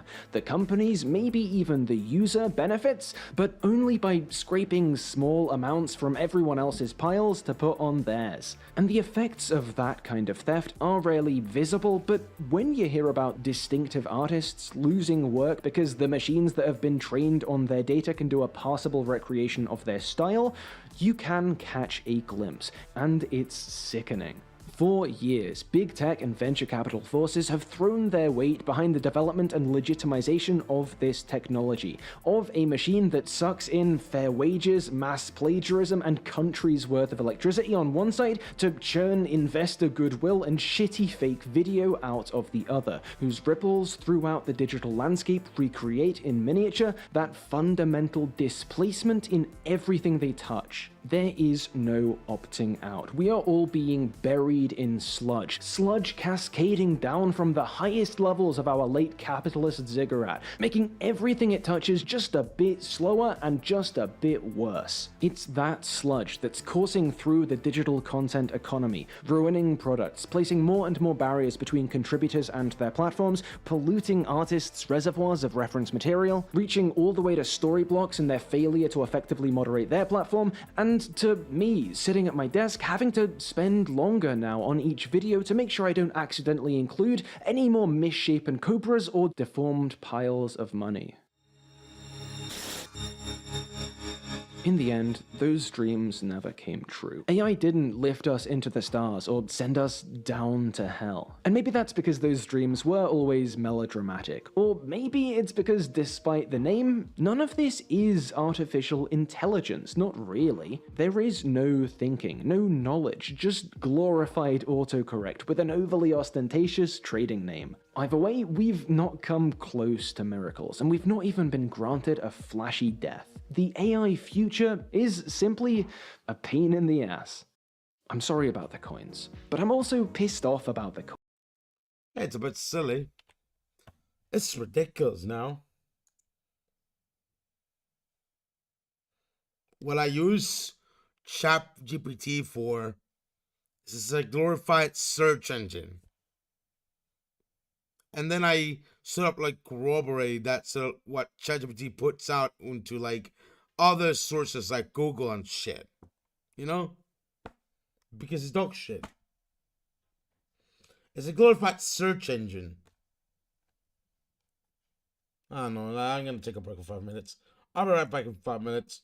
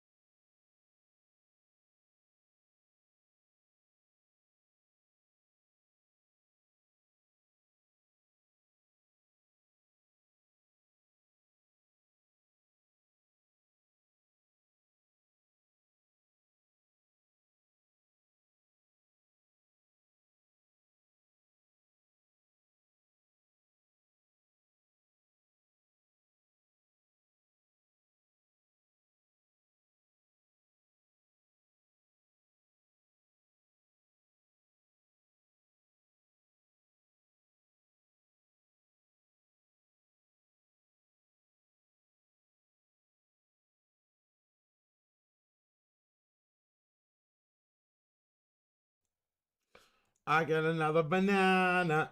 Okay, half of it, probably. Alright. I like bananas. Hmm. There's not a video though. Oh, fucking damn it. Little short, right? No. Alright. What about this? What about this? Let's watch this. Friends, my name is Tris, and this is No Boilerplate, where I make fast, technical videos. Today, I'm going to explain my framework for thinking about AI tools, what they're great at, what they're not so good at, why they don't live up to their claims, and what to do about that. So, Apple Intelligence has been out for a couple of months now, but like a lot of AI promises, it's fallen a little short, right? The AI hype train is driven by the tantalizing promise of AGI, general intelligence, like we see in the movies. Maria, Hal, Marvin, Johnny Five, C-3PO, Rachel and Deckard, Holly, Jarvis, and Wally. Ooh. But despite 4 years of promises, Apple Intelligence is the latest example of these products missing the mark. The best two things that Marquez here has to say about Apple Intelligence are 1, the background eraser tool is pretty good, and 2, it has bumped up the base RAM across all of Apple's hardware lineup. This is well overdue, as I mentioned in my video on the unreasonable effectiveness of Linux workstations. CNET did not hold back on their criticism either. Apple Intelligence was announced at WWDC in June 2024, but didn't ship with the brand new iPhones and the other hardware that was announced. To like Apple Intelligence. I don't like Apple Intelligence. No way. Fuck. Does my iPhone have it? No clue. But I don't like having it, you know? Then, only after months were these strangely mediocre features released to us. The really good stuff is coming, we are promised, and I believe we have heard that before. My video scripts are dedicated to the public domain. Everything you see here, script links and images, are part of a markdown document available freely on GitHub at the above address. Part 1. Language is important. To understand what is happening with AI, let us tighten up our definitions and give credit to what does work well. Artificial intelligence is a large discipline, containing many fields with applications that are already so well integrated with our tools that we forget about them. Searching our photos by the contents of the photo instead of file name or date is AI. Near perfect, at least in English, voice recognition is AI. Generative fill for editing out unwanted parts of images is also AI. These features are all AI tools, but we don't typically call them that. Like when alternative medicine is proved to work, we call it medicine. When AI tech works, we stop calling it AI. It fades into the background of our normal computing. This video is about generative AI, large language models, and GPT, the technologies that the companies promise much with, but deliver surprisingly little. Large language models like ChatGPT are great at comprehending language. For instance, I've never seen such a great thesaurus. You can just describe the feeling you want to convey and get 10 reasonable words or phrases back. But it's a glorified search engine. There you go. Start to use it for knowledge, not language, and you get into trouble. ChatGPT 4 got this question partially wrong, and so did Claude at the time of writing. Gemini got the right answer, a harpsichord, but did not also identify the second instrument, a mellotron, which ChatGPT did. The more specific the answers you want, the less reliable large language models are. It reminds me of the Demon Cat from Adventure Time, which has approximate knowledge of many things. It's very confident, but often inaccurate. This trend exists across all the GPT tools I have tested, from cloud providers such as OpenAI to running and tweaking my own local models with Olama. But that's fine. There's so much value on the left side of this graph. For initial research and shallow exploration, you can absolutely use a GPT tool to quickly find areas you want to look into deeper for yourself. However, there are real limits in these generative techniques that you come up against very soon after you start using them for complex work. Let's talk about where these limits come from and how to avoid them. It's just me running this channel, and I'm so grateful for everyone for supporting me on this wild adventure. If you'd like to see and give feedback on my videos up to a week early, as well as get private Discord access and even your name in the credits, it would be very kind of you to check my Patreon. I'm also offering a limited number of mentoring slots. If you'd like one-to-one tuition on personal organization, Rust, creative production, web tech, or anything that I talk about in my videos, do sign up and let's chat. Part 2. The magic beans don't work because they don't have to. GPT is a marvel of natural language processing. Autocorrect that is trained on the whole GPT is autocorrect trained on the entire internet with enough complexity to pass a Turing test. Internet can almost always offer sensible suggestions about what should come next in a sentence. But language ability, as we learned in Star Wars, does not equal intelligence. The problem is that we are extremely language-centric creatures, and we mistake language proficiency for intelligence, which causes us to misuse this technology, or for this technology to misuse us. You're not chatting to an intelligent agent, it's auto-completing your questions, like a sociopath getting under your skin by saying what it thinks you want to hear. Large language models can only learn topics where there is a large amount of language available to train them. For example, the reason LLMs can't autocomplete maths is because, apart from trivial examples, the state space of all numbers is too great to expect much existing training data. Contrast how often 1 + 1 = 2 is written in textbooks, easy for ChatGPT to complete, with how often, say, 2e² + 5j = 0 is. One of these has a large amount of existing natural language data available for training, one does not. This is why tools like ChatGPT seem good at first when you ask it simple questions, but as you dig deeper, they fall apart and get increasingly inaccurate or hit artificial guardrails. Notice a little text here. ChatGPT can make mistakes. Check important info. Nobody reads this shit. How can nobody read that shit? And only provide surface-level responses. It's not that the technology is new and will eventually get better, it's that this incredible language ability can only work after being trained on large amounts of data. By definition, there might be only a single PhD written about a very niche topic, so GPT will never learn that information, because a single PhD paper is not a large amount of language. And if you don't have a large amount of language, you can't train a large language model. AI companies can't fulfill their wild promises, so why do they make them? Part 3. We are not the audience. I was confused by the dissonance between the hype and reality until I realized we're not the audience for all this breathless hype. As I've shown, if you take the claims at face value, these technologies simply don't work. And things work. And things that don't work can't solve problems. And you can't sell someone something that doesn't solve their problem. Not twice. It's shareholders. The audience is shareholders. Anyway, so why do the companies keep making these promises? Well, it's not demand from the customers, nor direction from the engineers, nor even really by choices made by their CEOs. It's because the real decision makers in these companies are their wealthy investors. Broken. There we go.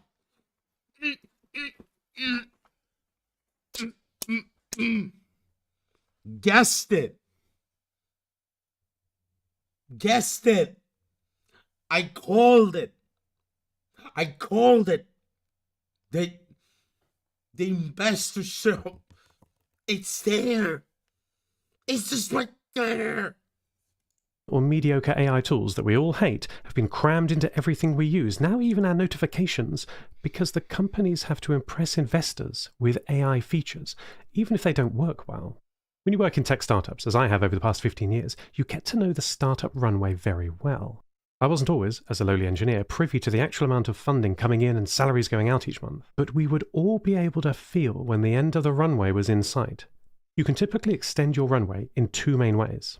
1, selling products and services to users for money, or 2, persuading investors to part with more of their money.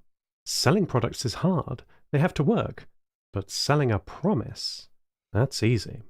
Plus ça change, perhaps. I'm not so sure. It feels different this time with AI. Gen AI is this perfect tool for tricking investors out of their money because, often enough, the people asking for the money... Like investors will know. Like investors will... Oh, do you think they know? You think investors know? You think they have a basic grasp of how technology works?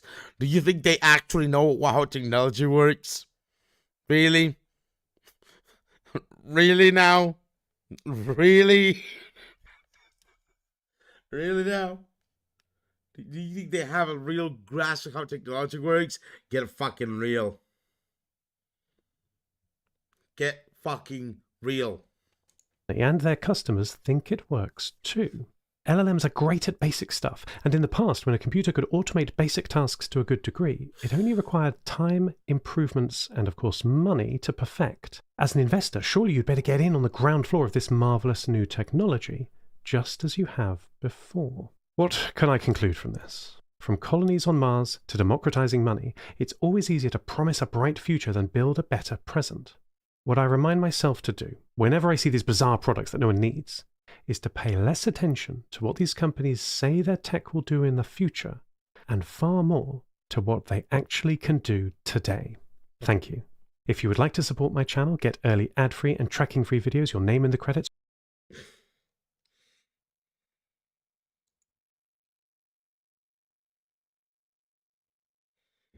Man, nobody could tell, isn't it? Oh, this amazing technology will cure cancer, and like, no.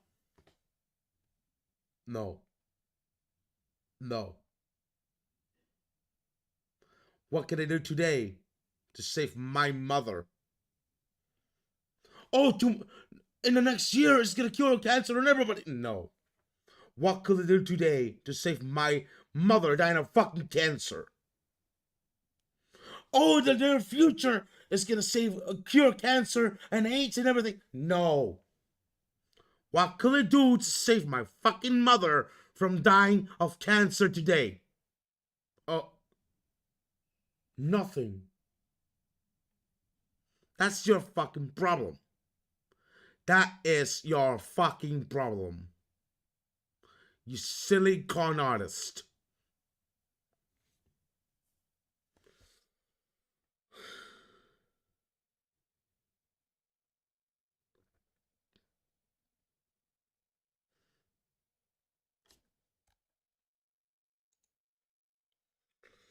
Fuck hell. My God, in a motorcycle. She's so slow. I mean, it's sort of depressing, you know? This sort of shit is sort of depressing, but, you know, just count. Just count on the blessing that eventually these con artists will have their names and addresses fucking put out there, and they will face consequences they have never seen in a lifetime.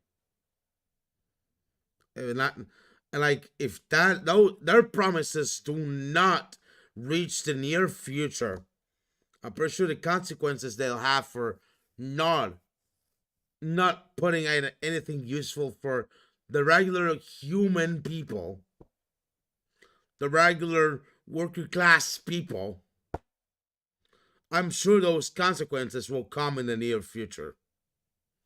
Count on that. Fucking count on that. I don't know. 99.5 programmers are ghosts. Are you a ghost engineer?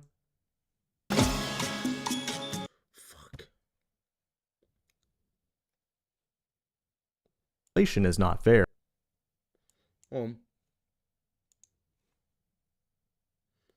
The simulation is not fair. Get used to it. On this timeline, 9.5% of software engineers do almost zero work, like less than 0.1x the work of a median developer, while collecting the same six-figure paycheck as the 10x developer. And these ghost engineers have the free time to work multiple jobs and make even more money than their peers. Unfortunately, I'm not just making this up, and all this data comes from a new study released by Stanford. These 0.1x developers cost companies $90 billion per year, but the corporations are starting to fight back with their own dystopian workplace tracking tools. Tools that not only watch every keystroke, but also profile your output relative to your coworkers, so when you fall into ghost territory, it can deploy an LLM to put you on a performance improvement plan. It's all very poetic, considering most of us got our jobs by cheating on the technical interview with AI in the first place. But that's just the tip, and in this video, we're going to travel all the way to the butt of this dystopian AI EAI world. It is December 2nd, 2024, and you're watching The Code Report. Most programmers are patiently waiting to be replaced by AI and gladly open source all their code to our big tech overlords, but artists have been literally shaking right now for the last 2 years. Well, one of these artists got access to OpenAI's new state-of-the-art video model Sora for early testing, but then they promptly leaked the API details and their credentials to the public, and then penned this open letter to OpenAI that says we're not your free training data and validation token.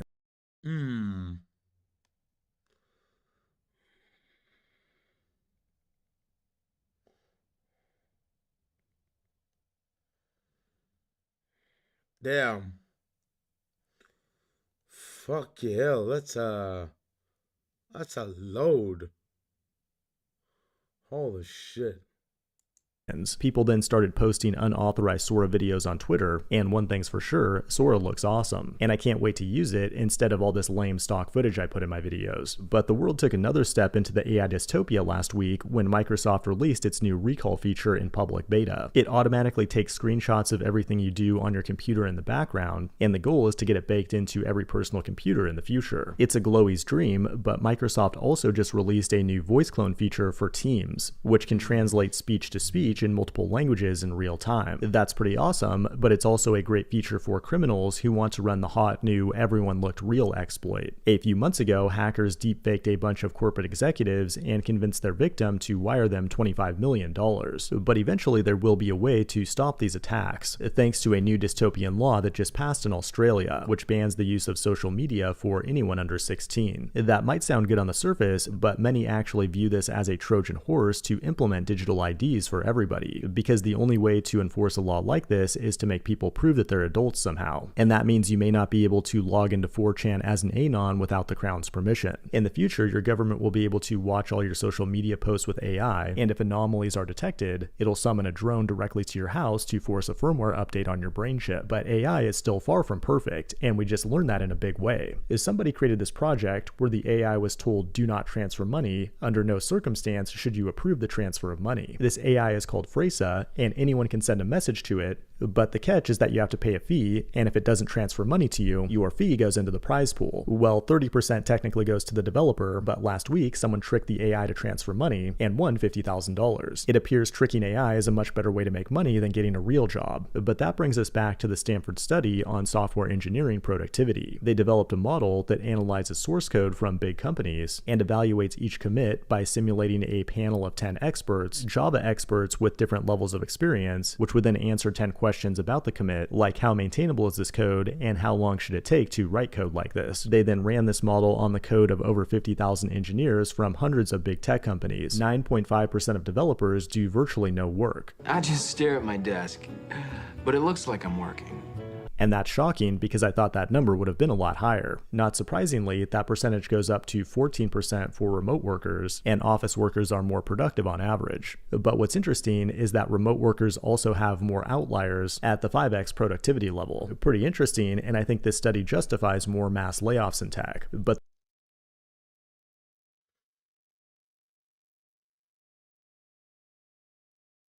the best thing you can do to fight back is to use AI to make yourself look productive. Like even Google says that now a quarter of its code is generated by AI. The funniest thing though is that by the time you get fired, your manager might not even be human. This post on Reddit from a systems admin talks about new AI-powered keylogging that uses AI to create a productivity graph of all your mouse movement and keystroke data. Then if the model deems you to be unproductive, you'll get a red flag, which will be sent to your AI manager to put you on a performance improvement plan or just fire you. But the best way to pretend that you're productive is to ship actual features that impress users and your managers. And when it comes to user authentication, the best way to achieve that is with Clerk, the sponsor of today's video, a powerful and beautiful way to sign users into your app. As a developer, you'll have access to every possible sign-in method you could imagine, including highly secure modern strategies like biometric passkeys and multi-factor auth. My favorite feature though is their pre-built UI components, which can easily integrate into any front-end framework. And that means you won't spend weeks in front-end development hell failing to make your app look nice, and end users even get their own dashboard where they can customize their profiles and security preferences. Give Clerk a try today for free with the link in the description. This has been the Code Report. Thanks for watching, and I will see you in the next one.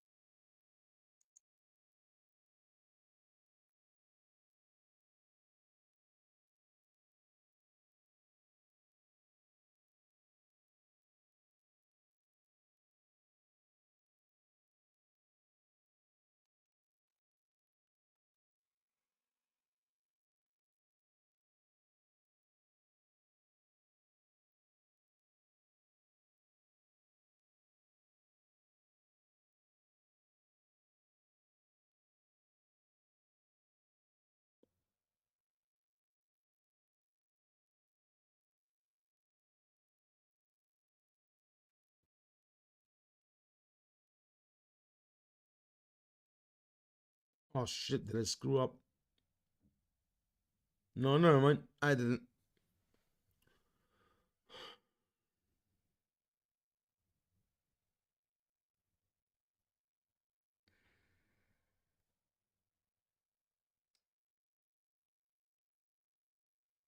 Am I like supposed to sit here and do nothing? It's silly.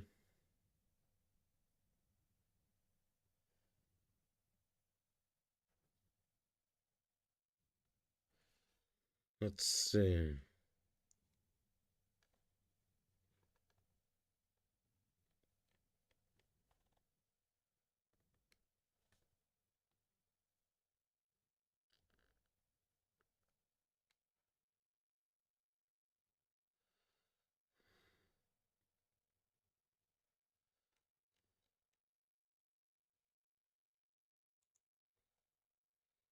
What else is there?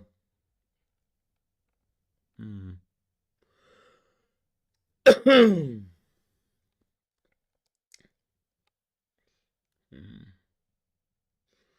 I mean, there's one thing I don't get. There's one other thing I don't get. These types of thumbnails. Like, aren't they a little bit overused at this point? Look. More likely to be the same type of video, I guess. I don't know. It's, I don't know, like, I get the feeling that most of, like, the content or whatever there is in media, on the internet especially, is recycled garbage. I don't know, maybe I'm living in some sort of matrix type of simulation or something. Just like that, like my mind is plugged into like a machine thing or something like that. Like I'm living some sort of simulacra thing. But most of this shit, it's like slop. It's like generic shit. And I mean, that comes from somebody like me who at least put some minimum of passion into it. If you look at our channel, though, you know, fuck, it's working wonders. Jesus Christ, this stream is fucking working wonders. Jesus. But look, let's right. Let's have a quick look at the channel for 1 second. All right, let's look at this. None of these thumbnails feel like slop. At least none of my sense.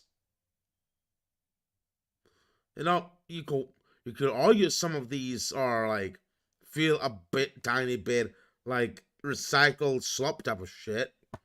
But I mean, I'm trying to put my artistic input into these sort of stuff. And that, I mean, thumbnails like these. Like, you know, thumbnails like these, you know, like some style into it. Thumbnails like these, like these, like these. This shit. I mean, I know.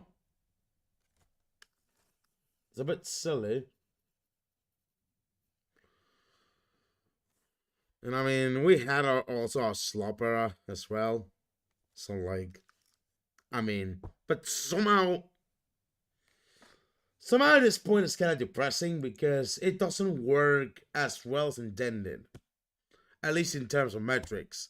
Like, somehow people are so conditioned by slop and like consumer tier grade products that we call content on social media platforms and everything, that like they have an easier time consuming it.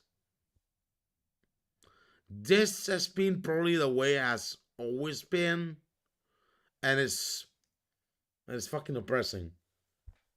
I mean, we work at like a, you know, a fancy fast food original smash burger restaurant, like a local one, or you work at McDonald's?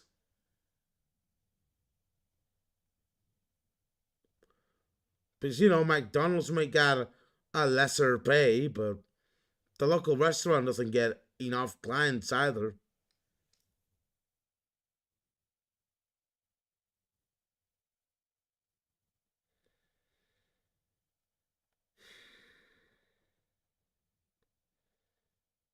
I'm genuinely sad for the future of the human race. Because I'm genuinely concerned about it. I'm genuinely fucking concerned about it. And I'm not kidding. I'm not fucking kidding.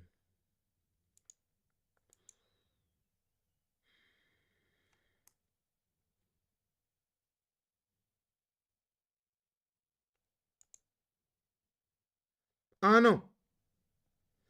Call me silly. Like, you may think I'm like just being silly or something like that. You know, like I'm worrying too much about like the the general state of things. Like you could tell me, oh, don't worry about it. Like just live your own life. Just be individualistic or something. Or like try not to worry about it too much because your life is one thing, but the life is others. It's like another thing. Blah blah blah blah blah blah blah. Look, I never, ever felt this much empathy for humankind in ages. And it's getting worse.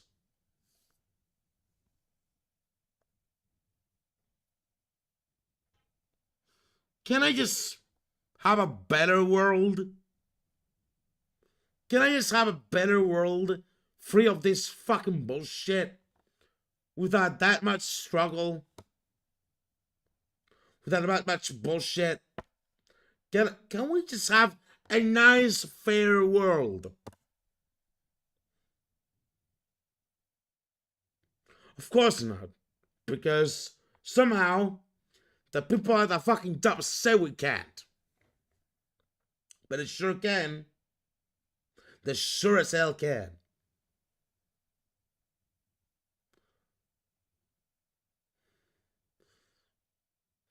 Fuck!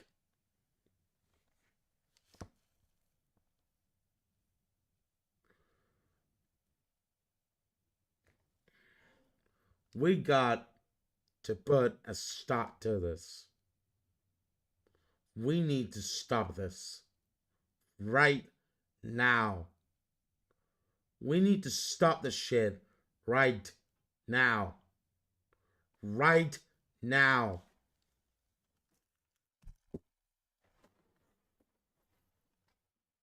Right now. Right now.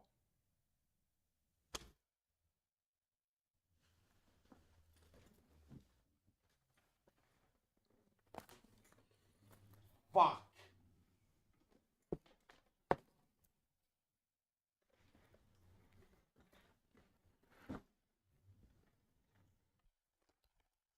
You like clippable moments? Well, you better clip that shit out. Because I'm dead fucking serious. I know.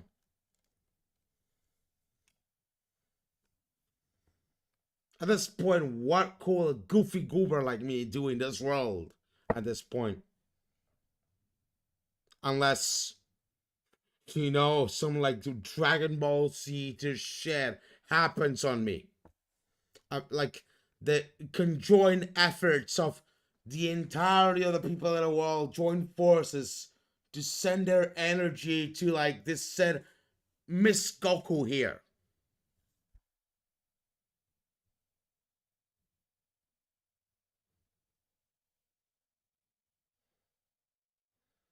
I don't know how to feel, honestly.